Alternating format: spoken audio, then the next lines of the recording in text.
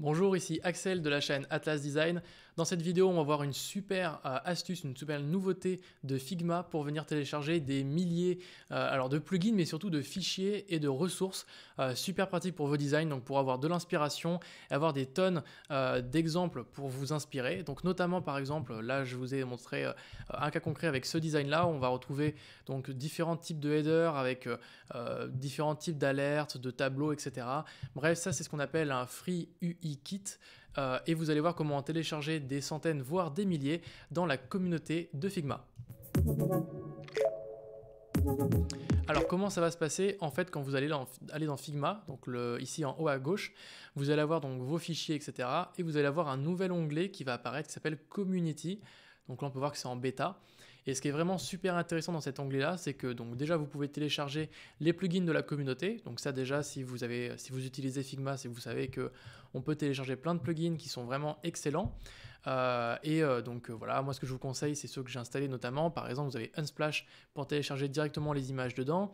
Vous allez avoir Content Real, Lorem Ipsum.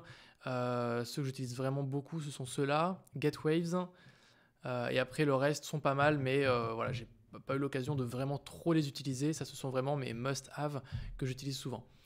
Et ensuite, dans la partie de fichiers, donc dans la partie file, vous allez pouvoir rechercher parmi des design systems, des wireframes, des illustrations et plein d'autres choses, notamment par exemple des UI kits. Et ça, c'est vraiment super cool d'avoir cet onglet-là directement dans Figma. En fait, vous n'avez pas besoin de vous embêter à rechercher sur sur Google plutôt, Free UI Kit Figma. Vous allez dans cet onglet-là et là, vous avez plein d'UI kits vraiment excellents. Donc après, la plupart sont des extraits en tout cas des démos de Free UI Kit, complets et payants. Ça, c'est un peu le problème, mais vous avez quand même pas mal de choses super intéressantes. On peut regarder par exemple celle-ci. Donc là, on va avoir pas mal de fichiers, j'ai l'impression. Donc Figma librairie pour des templates de dashboard. Et donc, une fois qu'on a sélectionné le design qui nous plaît, on fait dupliquer.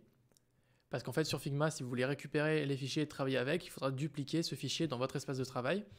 Ensuite, vous allez avoir donc différentes pages ici. Donc moi, par exemple, j'ai la page Color et Style. Et dedans, je vais avoir voilà, les différents niveaux de texte, les couleurs, etc. que je vais pouvoir utiliser pour mon design.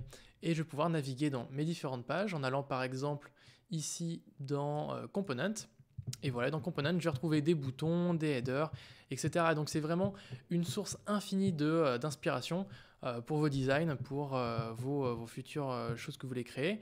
Et ce qui est super bien, c'est que du coup, si vous voulez créer votre propre design system, vous n'êtes pas obligé de partir de zéro. Vous pouvez partir d'un design system déjà existant et venir changer, corriger, enfin en tout cas améliorer les design systems existants. Imaginons, j'ai envie de créer un nouveau design system pour un projet, je duplique ce fichier-là et je vais venir modifier mes différents boutons à chaque fois.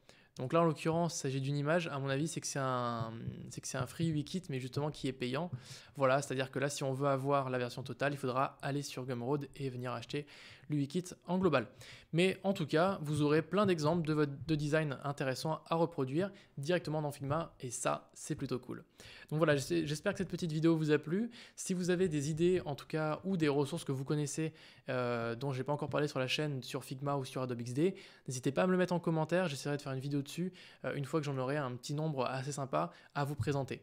Donc voilà, je vous souhaite une bonne fin de journée et à la prochaine.